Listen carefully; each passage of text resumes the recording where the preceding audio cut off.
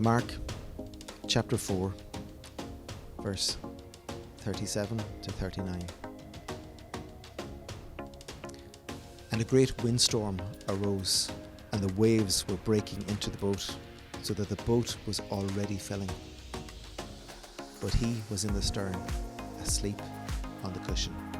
And they woke him and said to him, "Teacher, why do you not care that we are perishing?" And he awoke and rebuked the wind and said to the sea, "Peace, be still." And the wind ceased, and there was a great calm.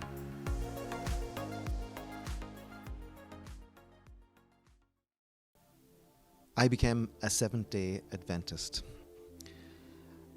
through the influence of some fantastic women in my life. I suppose I would first have to say my mother. When I was young, she diligently searched the scriptures. She studied with different religious groups. Anyone that would talk to her about God, she would engage and be delighted to have a conversation. And it was her influence through the Seventh-day Adventist Church and the coal porters that knocked on the doors and handed her books is why she became an Adventist.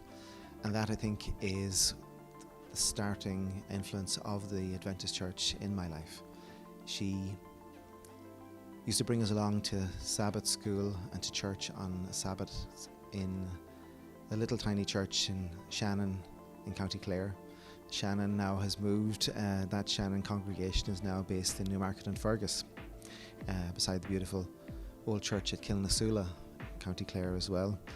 And we used to go there on Sabbaths, and for many, many years it was just the three ladies, Karen, Sinead, my mother, sometimes Trish, and they were a fantastic influence. I have many happy memories of my young life attending Sabbath school, and then the singing and the praise and the worship. And what I was fascinated with was the fact that Adventists seemed to be so happy and seemed to be so at peace with themselves, and it didn't matter what was going on in the world around them. The love of God was securing them in their relationship with Him, and His grace was what was bringing them closer to Him. And it was something that did make a very significant influence in my life. Another fantastic, amazing woman that also had a positive influence for me in relation to my journey with Adventism is my wife Caroline. We met through the Adventist Church, through the youth programs and through camp meetings and through weekends, and I knew there was something different and special about her. I seen the light of the love of Jesus in her eyes, and with her empathy and her willingness to understand another person's viewpoint, it had made a real impact on me that these Seventh-day Adventists are different. They're a unique people, and that they have a beautiful message, and it has secured them and founded them in the scriptures and in the love of God. And I think it's a combination of those very positive female influences in my life brought me through to a hunger and a thirst to know more about this God, this wonderful, loving God and His Son Jesus. And then because of that, and because of their influence, I decided to become an Adventist myself.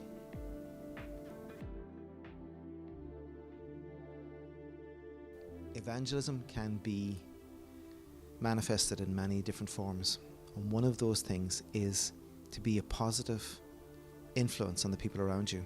So it doesn't matter if I meet a person on the street, if I meet a person at work, if I meet a person in church, I try to be happy, engaging, interested in them, show genuine concern to learn more about them and their story. It's important for me, for people to feel that they are special, that they are unique, and that I as a person and I as a Christian want to do something for them, so that our interaction as human beings is good and wholesome and will bring them benefit. So to me, my form of evangelism is smiling, conversation, making people feel comfortable around me. And then when that relationship is established, it allows a platform to be built upon. And then I can introduce the fact that I am a Christian, that I love Jesus, and that I live my life in a certain way, and that I have a certain worldview, which is different to many people's worldview in this day and age. And that to me is my form of evangelism, being a positive influence on the people around me.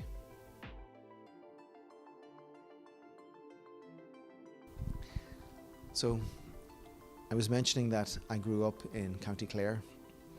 County Clare is a county in the Midwest on the west coast of Ireland, and I grew up on the banks of the River Fergus, a tributary of the mighty River Shannon. The Shannon is the biggest river in the British Isles and Ireland, and that was to the east of me, and County Clare is a peninsula that juts out into the wide Atlantic. So the mighty wild Atlantic rollers crashing into the west coast of County Clare was another powerful influence for me in my understanding of God.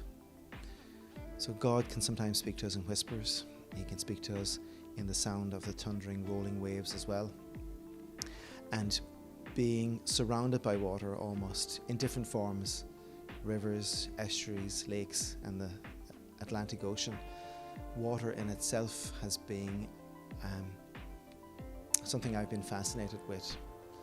And it has such an impact on our lives as human beings. Water that sustains and gives us life, the fresh water, and the salt sea water, which brings different things to our lives as well.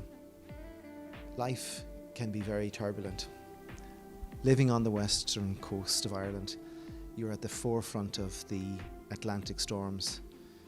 Great expanses of wind and water as they pour in across the first land that they meet as they hit Europe. And you're very aware of the awesome power of the sea and the wind. And with that, it gives you a sense of kind of being small, being frail, being wind-tattered and torn and being blown about by many of the things that happen in life. There are many storms in our life. There are many times that we encounter turbulent waters. We're not kind of sure sometimes of how we will survive. Will we be overwhelmed? Will we be swamped? Will our, selves and our souls disappear under the water? So water is a very, very intricate and powerful thing in our lives. But water also reminds me of God and our Saviour Jesus. And what I'd like to draw your attention to is the Gospel of Mark, chapter 4 and verse 39. Those famous 3 words that Jesus spoke. We know the story. We're on the Sea of Galilee, there in the boat with the disciples. There's a mighty tempest raging around them. The storm is frightening them, and they are afraid. And their Saviour is there in the boat with them, asleep, not perturbed, not worried. And in their fear and in their panic, as we do this so many times in life, we sometimes fail to reach out to Jesus until we think we have to, until the situation gets extreme and the situation gets overwhelming. And then we realize, hold on, the Saviour is so close. All we need to do is close our eyes. Not even close our eyes. We just need to pray to Jesus and He will respond. And just like the account in Mark chapter 4, verse 39, they reach out to Jesus. Jesus instantly takes control of the situation. That's what we need in our lives. We need Jesus to take control. And he spoke those words. The storm was raging all around him, and he said, "Peace, be still." 3 amazing words. 3 words that we need to hear so many times as human beings. In this world, we are surrounded by confusion, by panic. There's so much fear, anxiety in the world, not only for our young people, but for people of all ages. We need that link to Jesus, because when we have Jesus, we have peace. He's only there, right beside you. All you have to do is just speak, think, pray, open your heart, open your mind to him, and he will engage with you. And as soon as you call on him, he will give you the peace that you need, the peace to restore your soul, the peace to replenish your being. Jesus took control of the situation. He told the wind and the sea to be calm, and it was. And that is for us in our lives. Jesus can calm the stormy waters around us. And then the waters become still once more. They become calm, they become placid. They become the water that we're accustomed to, the water that can restore us and replenish us. And on my journey as an Adventist, I'd seen on the waters of the Atlantic, the waters of the Shannon, and I had seen the waters of the Corrib that my mother got baptized in. And that had made an impact on me as a young person, to see my mother, take the hand of the minister and wade out into the cold, fresh water of the River Corrib, and to get baptized and to rise up out of that water in a new relationship with Jesus. And because of that, I too then decided that I wanted to get baptized in a natural body of water. And I had a fantastic opportunity at Crawfordsburn on the County Down coast in the Irish Sea. It was July, it was cold, but the water was the water of baptism. And the influence of my mother and my wife had led me on the path to that sandy shore, and Jesus took my hand and took me into the water, and I went under that salt, cold water and rose out of it again, realizing that not just that day, but every day I should choose Jesus, and no matter what waters surround us, his peace will always calm my soul. So thank you. Thank you for listening to my account, to listen to my story, and I pray that you will enjoy the peace of Jesus in your heart and in your lives each and every day. Just reach out to him, and he will always, always with open arms be ready to wrap you up and to give you his peace.